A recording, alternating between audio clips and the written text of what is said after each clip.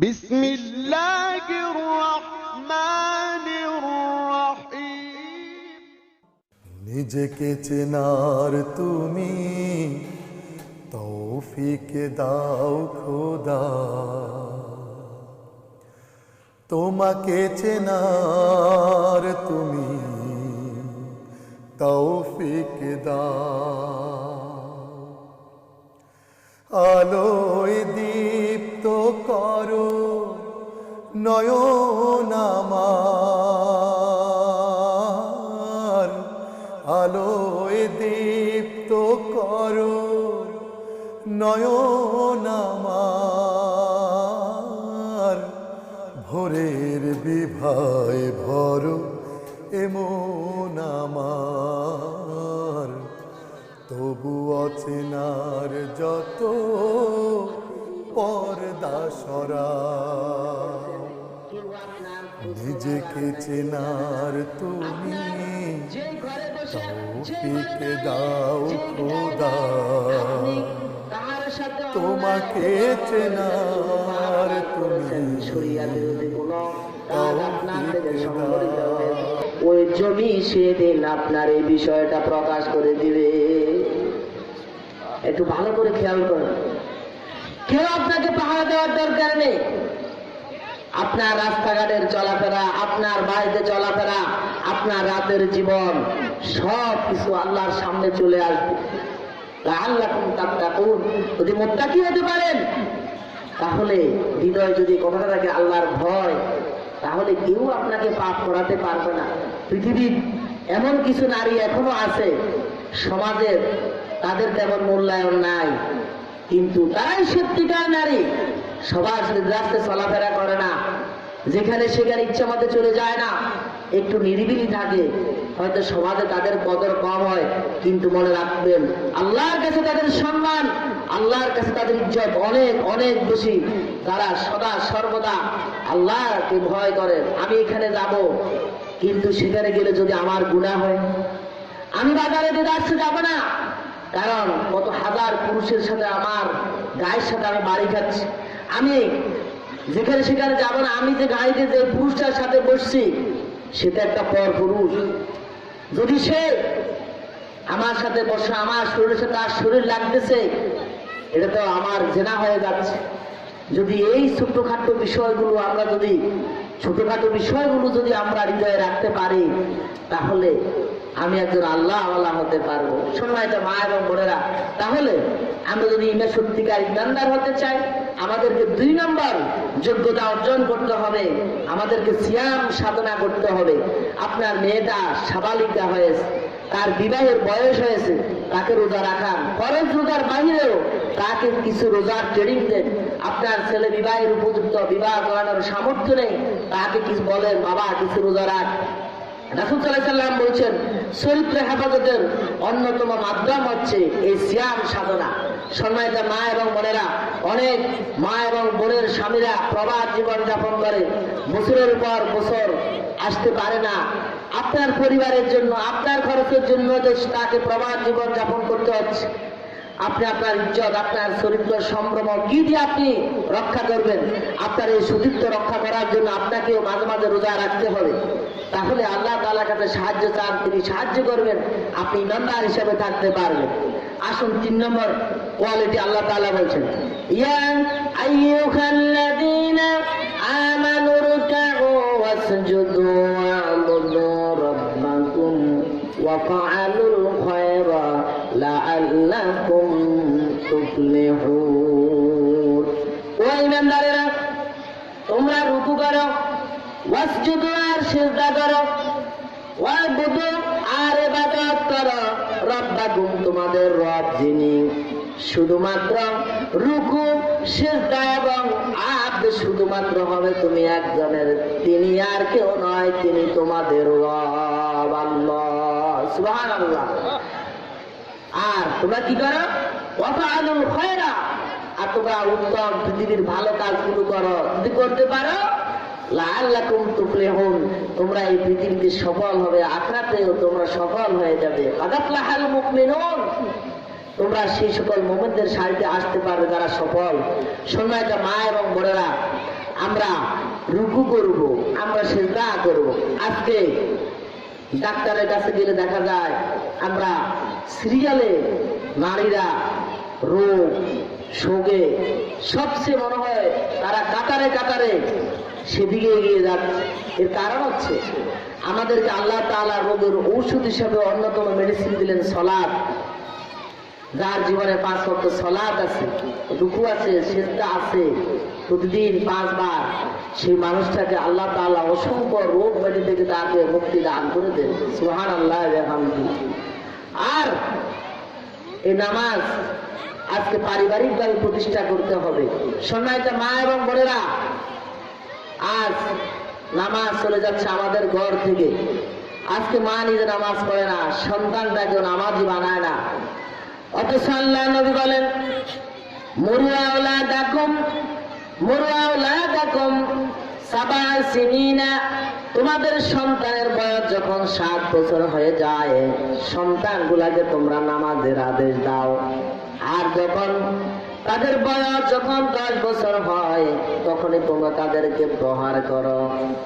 আর 10 বছর হওয়ার সাথে সাথে তাদেরকে বিছানা থেকে আলাদা করে দাও। বলা হয়েছে 7 বছরে সন্তানকে নামাজের জন্য আদেশ দেওয়ার। কিন্তু মা যদি নামাজ না পড়ে, তার সন্তান নামাজ পড়বে কি করে? 7 বছরের বাচ্চা তো ঘুমে থাকার কথা, সে তখন উঠবে যদি তার মা উঠে। সম্মানিত মা এবং বোনেরা, আপনি নিজেও জাহান্নামী হয়ে যাচ্ছেন, আপনার সন্তানগুলাকেও জাহান্নামের দিকে নিয়ে যাচ্ছেন। কারণ আপনি মা, আপনাকে ফলো করবে আপনার মেয়েটা। আপনি মাদ্রাসায় পড়ান, 100% মাদ্রাসা আপনার সন্তানটাকে চরিত্র সংশোধন করতে পারবে না যদি পারিবারিকভাবে সে চরিত্র হারা হয়।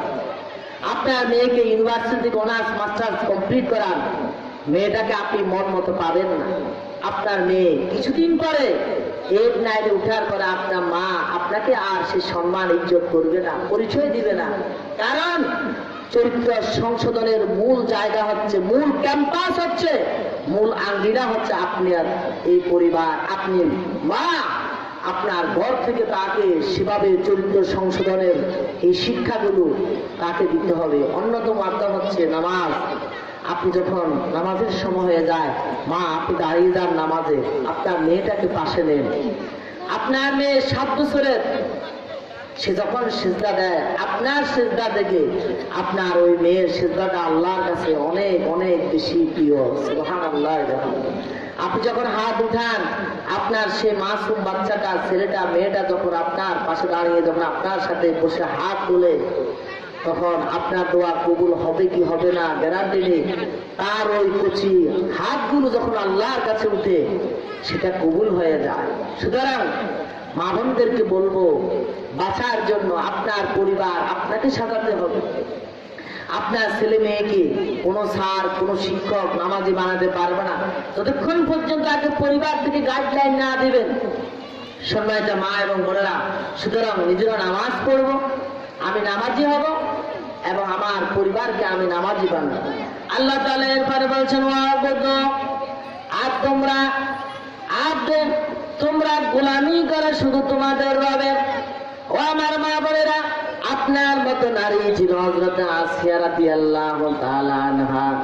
এই পৃথিবীর সকল সুখ সুবিধা সকল কিছু তার জন্য ছিল। রাষ্ট্রপতির প্রধানমন্ত্রী স্ত্রী ছিলেন হযরত আসিয়া। এই পৃথিবীর কোন সুযোগ সুবিধা তার অভাব ছিল না। ইচ্ছে করলে তিনি বয়ফ্রেন্ডদেরকে নিয়ে, ইচ্ছে করলে তিনি যত্রতত্র চলাফেরা করার জন্য রাষ্ট্রীয় সুযোগ সুবিধা তার ছিল। কিন্তু যখন ফেরাউন যখন বলল আনা রাব্বুকুমুল আ'লা, তখন হযরত আসিয়া আর এটাকে মেনে নিতে পারলেন না। হযরত আসিয়া আর ফেরাউনের সেই গোলামি মেনে নিলেন না। তিনি জানিয়ে দিলেন, ফেরাউন তুমি আমার স্বামী হতে পারো, আমি তোমার খেদমতের ক্ষেত্রে কোনো ত্রুটি করব না, কিন্তু আমি তোমাকে কখনো রব মেনে নিতে পারি না, আমি কখনো তোমার বিধান মেনে নিতে পারি না, আমি কখনো তোমার মত চিন্তা চেতনা দিয়ে আমি আমার জীবন গঠন করতে পারি না। বরং আমার রব যিনি, আমার স্রষ্টা যিনি, আমি শুধুমাত্র তার গোলামি করব, তাকেই মানব। ও আমার মা বোনেরা, ইতিহাস সাক্ষী হযরত আসিয়ার ভাই ফেরাউন কত অত্যাচার নির্যাতন করেছে। ওই সময়কার শত শত নারীরা হযরত আসিয়ার এই দৃশ্য দেখে দেখে তারাও আল্লাহর দ্বীনের সৈনিক হয়ে গেল। ও আমার মা বোনেরা, আপনার স্বামীকে মানবেন, আপনার পরিবারকে আপনি মানবেন, সেটা ঠিক আছে, তবে আল্লাহ নবী বলেন লা তাআতা বিমাখলুকিন ফি মাসিয়াতিল খালিক। আল্লাহর আনুগত্যের ব্যাপারে যদি কেউ আপনাকে বাধ্য করে, লা তাআতা, তখন আর সেখানে আনুগত্য করা যাবে না। ফি মাসিয়াতিল খালিক, আল্লাহর যদি কোনো অবাধ্যতার বিষয় আসে আর সেটা মানা যাবে না। ও আমার মা বোনেরা, আজকে অনেকে আছেন যারা স্বামীর কারণে আল্লাহর দ্বীন মানেন না। আপনার স্বামী বামপন্থী হওয়ার কারণে নিজেও কোরআন মানে না, দ্বীন মানে না। আপনি ফতুয়া দেন আমার স্বামীর আনুগত্য তো আমাকে করতে হবে। আপনার স্বামী আপনাকে বলে যাও রাজপথে যাও, আপনি আপনার স্বামীর কথা মানেন। মনে রাখবেন আল্লাহ রাব্বুল আলামিন বলছেন কখনো আমি আমার অবাধ্য কাহার আনুগত্য আর করা যাবে না। ওয়াইন জাহাদাকা আলা আন তুশরিকা বিমা লাইসা লাকা বিহি ইলম। আল্লাহ তাআলা বলছেন এই পৃথিবীতে সবচেয়ে আল্লাহর পরে যদি কাহাকেও মানতে হয়, আল্লাহর পরে যদি কাহাকেও সেবা, কাহাকেও যদি নিজের জীবন বিলাতে হয়, সেটা হলো এই পৃথিবীর সবচেয়ে শ্রেষ্ঠ বাবা এবং মা। আল্লাহ বলছেন আনিশ করলি ওয়ালি ওয়ালিদাইকা, আমার শুকর আদায় করো।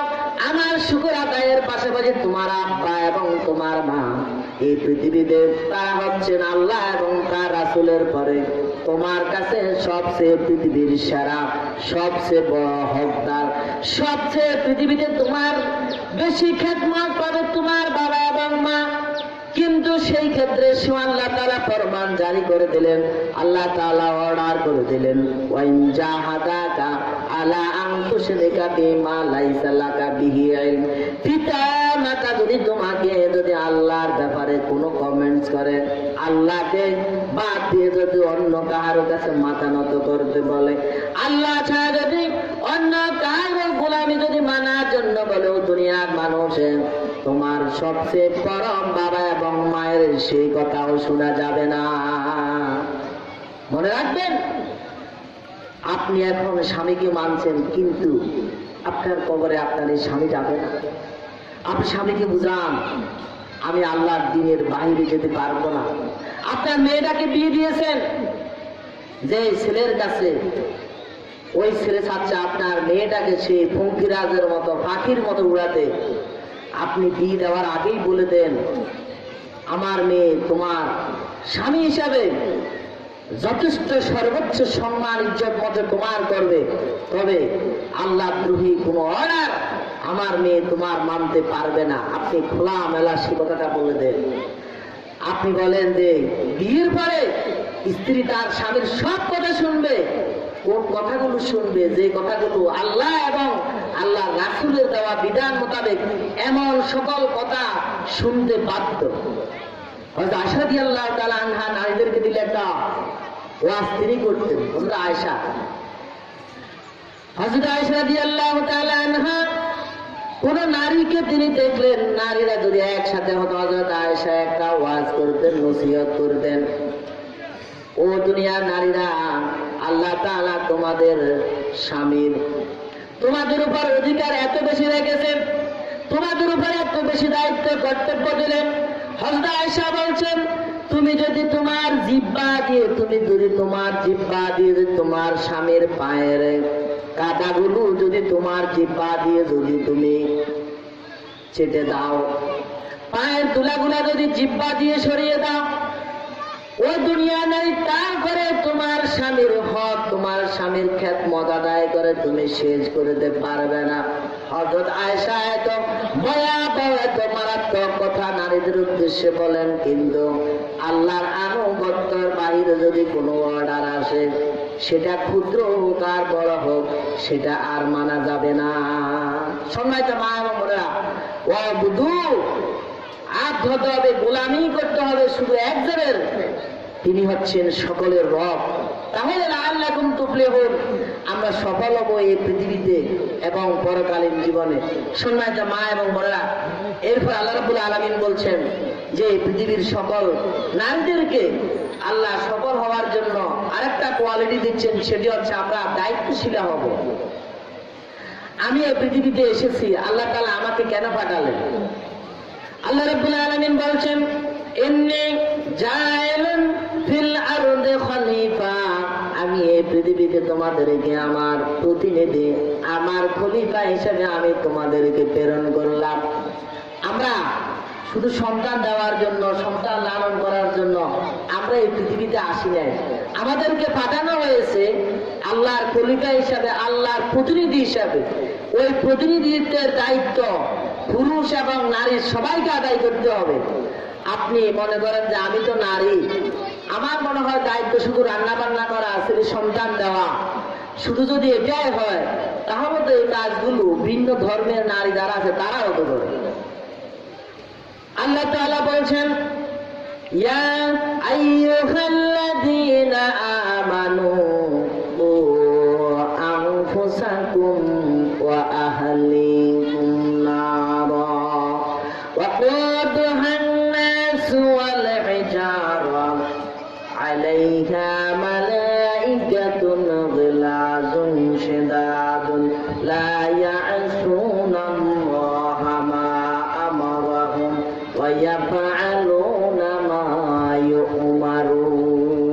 সুবহানাল্লাহ, সুবহানাল্লাহ। আমরা পুরুষরা যেভাবে দায়িত্বশীল, আমরা মসজিদের সভাপতি, আমরা মাহফিলের সভাপতি, আমরা বিভিন্ন সকল দায়িত্ব আমরা পুরুষের কাঁধে যেভাবে আছে, আমরা যারা নারীরা রয়েছি আমাদের উপরে এরকম দায়িত্ব আমাদের কাঁধে আছে। এই আয়াতের প্রেক্ষাপটে বিশ্বনবীর একটা হাদিস, আল্লাহ নবী বলেন, ওয়াল মারআতু রাইয়াতুন আলা বাইতি বালিহা ওয়া ওয়ালাদিহি।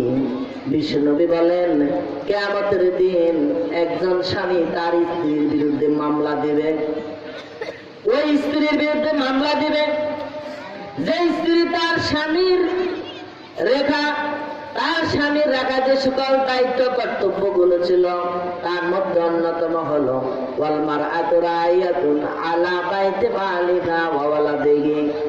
এক নম্বর হলো স্বামীর সকল আমানত, দুই নম্বর হলো সন্তানের আমানত। এই দুটা বিষয় সম্পর্কে কিয়ামতের দিন একজন স্বামী তার স্ত্রীর বিরুদ্ধে মামলা দেবে। আপনি আজকে স্বামী আপনার সাথে পারে না, বহু নারী আছেন স্বামী নির্যাতন করেন। আপনি কিছু বলে, আপনাকে কিছু বললে আপনার বাড়ির পরিবার লোকজন চলে আসে, যেহেতু আপনি ক্ষমতাধর পরিবারের একজন কন্যা। মনে রাখবেন, হাসরের ময়দানে এই নির্যাতিত স্বামীটি আপনি এই স্ত্রীর বিরুদ্ধে মামলা দায়ের করুন। বলুন, হুজুর শুধু কি মায়ের আমরা খামো, আমাদের বিরুদ্ধে মামলা হবে? কিছু কিছু কুলাঙ্গার পুরুষ যে আমাদেরকে সকালে মারে, বিকেলে মারে, ঠিক মতো খাওয়া দেয় না, ঠিক মতো পরিধানের বস্ত্র দেয় না, ওদেরকে কি সালাম নিয়ে দিব? না, স্বামী করবে স্ত্রীর বিরুদ্ধে মামলা, আবার কিছু কিছু মামলা হবে স্ত্রীরা করবে স্বামীর বিরুদ্ধে। স্বামীর পক্ষ থেকে মামলা হলো এই স্বামীর রাখা সকল আমানতগুলোর ব্যাপারে আপনি একজন দায়িত্বশীল। তার সন্তানগুলোকে আদর্শ মানুষ বানানোর জন্য, আল্লাহওয়ালা বানানোর জন্য, কোরআনওয়ালা বানানোর জন্য, আল্লাহর দ্বীনের পথের সৈনিক বানানোর জন্য আপনি একজন দায়িত্বশীল। এজন্য আল্লাহ রাব্বুল আলামিন বলেছেন, ইয়া আইয়ুহাল্লাযীনা আমানু কু আনফুসাকুম ওয়া আহলিকুম নারা। ও দুনিয়ার ইমানদারেরা, যারা ইমানদার বলে নিজেদেরকে পরিচয় দাও, তোমরা নিজেরা ওই জাহান্নাম থেকে বাঁচো এবং পরিবার পরিজনকেও বাঁচাও। নিজে বাঁচতে হবে এবং পরিবার পরিজনকে বাঁচাতে হবে ওই জাহান্নামের আগুন থেকে।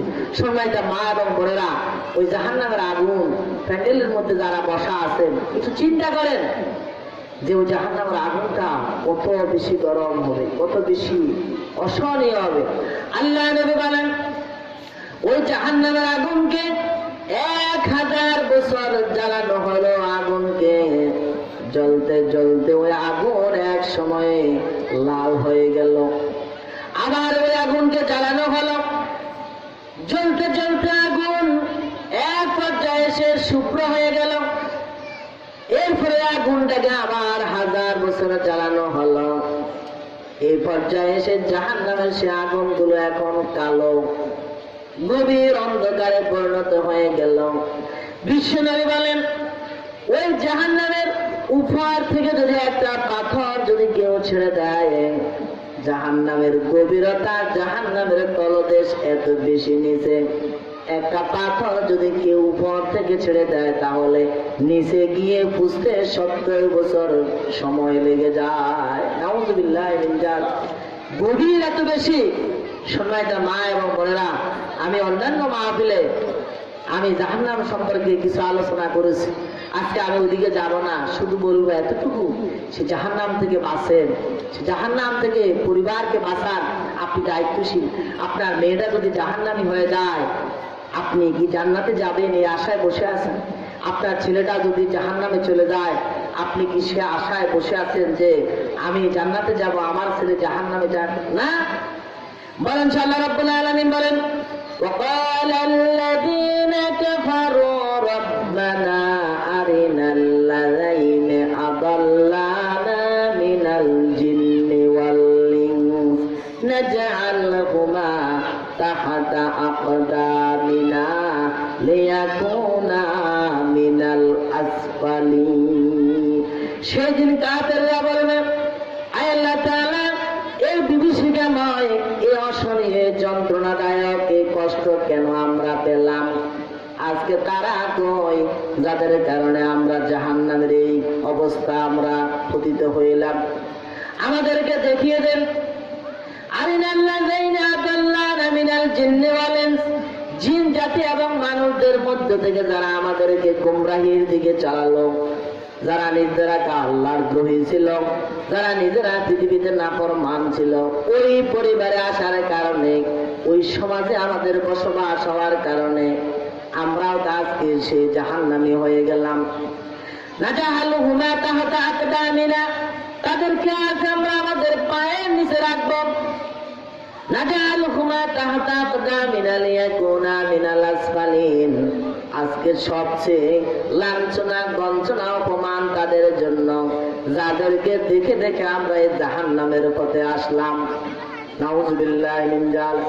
ও আমার মা বোনেরা, আপনার মেয়ে, আপনি মা যদি জান্নাতি জীবন যাপন করেন, আপনার মেয়েটাও আপনাকে দেখে দেখে আল্লাহর জান্নাতের দিকে যাবে। আর আপনার চরিত্র যদি খারাপ হয়, আপনার মেয়েটাও আপনার থেকে শিখবে। এই মেয়েটাকে যে বাড়িতে দিবেন, ওই ঘরে যে সন্তানগুলো আসবে, সেগুলো মায়ের দেখা দেখে তারাও জাহান্নামী হবে। এই জন্য বিশ্বনবী বলছেন, একজন জাহান্নামীকে যখন তার আমল দেখানো হবে, তার ভয়াবহতা দেখানো হবে, সে বলবে, আল্লাহ, আমি তো পৃথিবীতে এত গুনাহ করি নাই, আমি পৃথিবীতে এত বদ আমল আমার ছিল না, আমি তো এত জিনা করি নাই, আমি তো এত পরপুরুষের দেখা দেই নাই। ওই নারীটা, ওই পুরুষটা আল্লাহর কাছে হাজারি করবে, আল্লাহ তাআলা, এই বিশাল গুনার পাহাড় এটা কার? আমি তো এত গুনাহ করি নাই। এবার আল্লাহ রাব্বুল আলামিন ফেরেশতাদেরকে বলবেন, ও ফেরেশতারা, তোমরা এই মানুষের আমলনামা দেখো, সে বলে এত গুনাহ করে নাই। ফেরেশতারা বলবে, হ্যাঁ, সে গুনাহ করে নাই, তবে সে পৃথিবীতে এমন ছেলে, এমন মেয়ে রেখে এসেছিল, মরার পরেও ওই মেয়েটাও এই জিনার কাজগুলো, এই পাপগুলো, এই শরিয়া বিরোধী কাজগুলো সেও করেছে। সে যে যে জেনারেশন রেখে এসেছে, তার প্রজন্ম, তারা ওই গুনাহগুলো করেছে। আর ওই গুনাহের একটা অংশ মা হওয়ার কারণে, নানি হওয়ার কারণে, দাদি হওয়ার কারণে, তাদের কাছে লালিত পালিত হওয়ার কারণে তাদের আমল নামায় এসেছে। নাউযুবিল্লাহ মিন যালিক। আপনি সেদিন আফসোস করবেন, লাভ হবে না। সেটি হচ্ছে আপনার রেখে যাওয়া একটি সন্তান যদি আবার আদর্শ হয়, একটি সন্তানকে যদি আবার কোরআনের জন্য দিতে পারেন, আপনি আমলগুলো করেন নাই, কিন্তু আপনার আমল নামা বিশাল সওয়াবের পাহাড়। প্রশ্ন করবেন, আল্লাহ, এত তাহাজ্জুদ আমি পড়ি নাই, এত রোজা আমি রাখি নাই, এত দান সদকা আমি করি নাই, এত কোরআনের কথাগুলো তো আমি বলি নাই, শুনি নাই, আমার জীবনে তো এত কোরআন আমি মুখস্থ করি নাই, এই আমলগুলো কার? ফেরেশতারা বলবে তোমার। বান্দা বলবে, আল্লাহ, আমি তো এমন আমল করি নাই, কেন আমার আমল নামায় এত পরিমাণ সওয়াব দেওয়া হলো। আল্লাহ তাআলা বলবেন ফেরেশতারা তার আমলনামা দেখো। আমলনামায় দেখা যাবে আপনার কোন সন্তান রেখে গেলেন, যেই সন্তানটি আল্লাহর কোরআনের জন্য তার জীবন পর্যন্ত বিলিয়ে দিল। এমন মেয়ে রেখে গেলেন যে মেয়েটা জীবনের সব ক্ষেত্রে আল্লাহকে ভয় করত, যে মেয়েটি পর্দানশীল ছিল, যে মেয়েটি তাহাজ্জুদের নামাজ পড়ত। আপনার ছেলেটি কোনো পর নারীর দিকে তাকাতো না। তার এই পুরা আমলের জিন্দেগির একটা সওয়াব আপনি মা হওয়ার কারণে, বাবা হওয়ার কারণে আপনার আমলনামায় চলে আসলো। সুবহানাল্লাহ। সুতরাং চিন্তা করেন আপনি কেমন দায়িত্বশীল হবেন। আপনার ঘরে আপনার মেয়েটা যখন বের হয়ে যায়, আপনি তাৎক্ষণিক রিয়াকশন করেন, অ্যাকশন করেন। তুমি আমার মেয়ে, তুমি একটি মুসলিম পরিবারের মেয়ে, তুমি ঘর থেকে হিজাব ছাড়া বের হতে পারে না। আপনার মেয়েটি যখন জিন্সের প্যান্ট পরে, আপনি একটু চিন্তা করেন এই পোশাক কোন ইসলামের বিধিসম্মত কোন পোশাক নয়। তাৎক্ষণিক আপনি তাকে বাধ্য করেন যে তুমি আমার পরিবার থাকতে হলে এরকম পোশাক তুমি পরতে পারবে না। সম্মানিত মা এবং বোনেরা, তাহলে আমাদেরকে দায়িত্বশীল হতে হবে। 4 নম্বর কোয়ালিটি, আল্লাহ তাআলা বলছেন যে আমরা দায়িত্বশীল। আজ থেকে আপনি পরিবারের দায়িত্বশীল। আপনার ছেলে মেয়ে যারা আছে সকলের দায়িত্ব সম্পর্কে কিয়ামতের দিন আপনাকে জিজ্ঞাসা করা হবে, এই ছেলেটাকে কেমন বানালে, মেয়েটাকে কেমন করলে, তুমি পরিবারের কোন কোন দায়িত্ব পালন করেছো। আল্লাহ তাআলা মা বোনদেরকে দায়িত্বশীল হওয়ার তৌফিক দান করুন। 5 নম্বর কোয়ালিটি হচ্ছে আল্লাহ রাব্বুল আলামিন বলছেন ইয়া আইয়ুহাল্লাযীনা আমানুত্তাকুল্লাহা ওয়া যারু মা বাকিয়া মিনার রিবা ইন কুনতুম মুমিনিন। আল্লাহ তাআলা বলছেন ওই দুনিয়ার ঈমানদারেরা, আমি আল্লাহকে ভয় করো, আমি আল্লাহকে ভয় করো। আর যদি ঈমান রাখতে হয়, আমি আল্লাহর ভয় রাখতে হয়, তাহলে সুদ মুক্ত জীবন যাপন করো। ওয়াজারু মা বাকিয়া মিনার রিবা, সুদের যা অপকর্ম তোমরা এতদিন করেছো সব বাদ দাও। ইন কুনতুম মুমিনিন, যদি তোমরা ঈমানদার অবস্থায় থাকতে চাও। সম্মানিত মা এবং বোনেরা, আল্লাহ তাআলা আয়াতে বলছেন ইয়ামহাকুল্লাহুর রিবা ওয়া ইউরবিস সাদাকাত, আমি আল্লাহ তাআলা ওই পরিবারের শান্তি কেড়ে নিব, ওই পরিবারকে আমি অশান্তি দিয়ে পরে দেব। যে পরিবারে সুদ থাকবে, যে ব্যবসায় সুদ থাকবে, আমি ওই ব্যবসায়ীকে আমি কখনো সফল হতে দেব না। ইয়ামহাকুল্লাহুর রিবা, সুদ মানুষের সব কিছুকে ধ্বংস করে দেয়।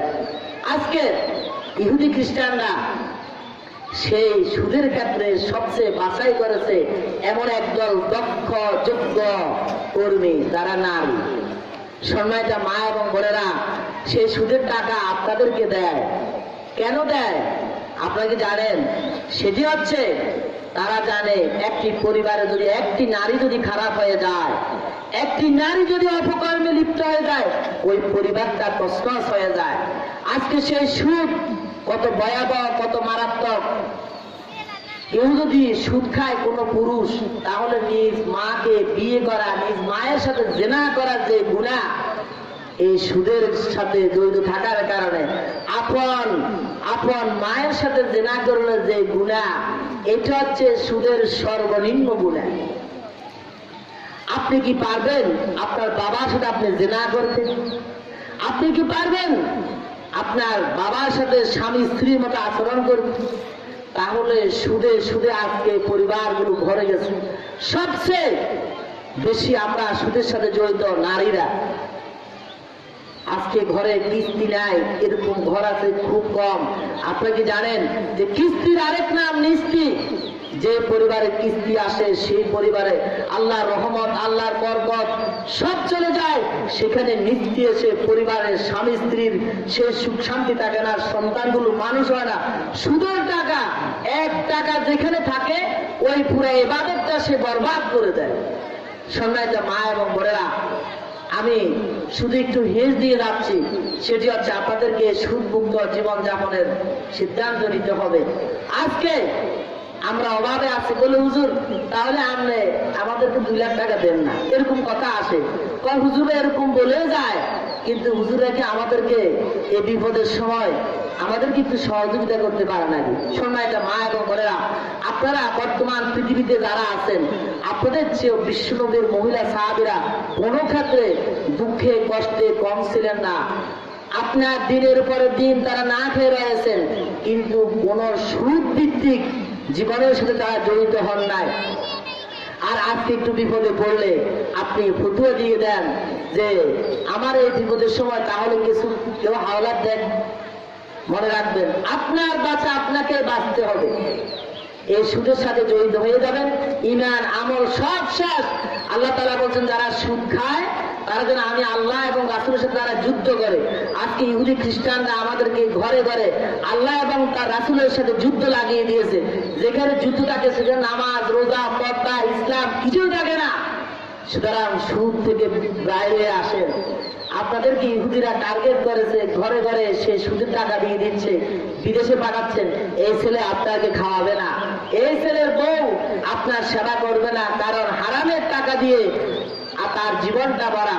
সম্মানিত মা এবং বোনেরা, সর্বশেষ আমি আপনাদেরকে বলবো, আল্লাহ রাব্বুল আলামিন বলছেন ইয়া আইয়ুহাল্লাযীনা আমানু কুনু মা'আস সাদিকিন। ও নারীরা, তোমরা সতীদের, তোমরা সত্যবাদীদের শামিল হও তাদের সাথে। আজকে আমরা যারা এখানে আছি, অধিকাংশ মা বোন খারাপ হওয়ার পিছনে, আমরা অধিকাংশ মা বোন আল্লাহ দিন থেকে সরে যাওয়ার পিছনে মূল যে কাজটি সেটি হচ্ছে সৎসঙ্গে সর্ববাস, অসৎসঙ্গে সর্বনাশ। আজকে আমরা বিপর্দাশীল নারীর সাথে চলাফেরা করার কারণে পর্দাশীল নারীরাও আজকে পর্দাহারা হয়ে যাচ্ছে। আজকে কোরআন জাননেওয়ালা নারীরাও একটা কোরআনহীন বামপন্থী চিন্তা চেতনায় বিশ্বাসী নারীর সাথে চলার কারণে আস্তে আস্তে সেও এরকম হয়ে যাচ্ছে। এই জন্য আল্লাহ তাআলা বলছেন তোমরা সত্যবাদী যারা, ইমানের পথে অটল এবং অবিচল যারা, সত্যের সাথে যারা জীবনকে বিলিয়ে দিতে পারে সত্যের জন্য, এরকম নারীদের কাতারে যদি আমরা আসতে পারি, তাদের খোঁজখবর নিয়ে যদি তাদের সঙ্গী হতে পারি, তাদের সাথে আমরা বান্ধবী হতে পারি, তাহলে আমরা কাদাফলাহাল মুমিনুন, সে পৃথিবীতে সফল এবং পরকালীন জীবনে মুক্তিগামী সে নারীদের কাতারে আল্লাহ তাআলা আমাদেরকে শামিল হওয়ার তৌফিক দান করবে। সম্মানিত মা এবং বোনেরা, আমি আমার কথাগুলো আর সময় স্বল্পতা এবং আমার ব্যস্ততা থাকার কারণে আমি আমার সংক্ষিপ্ত আলোচনা এখানে শেষ করলাম।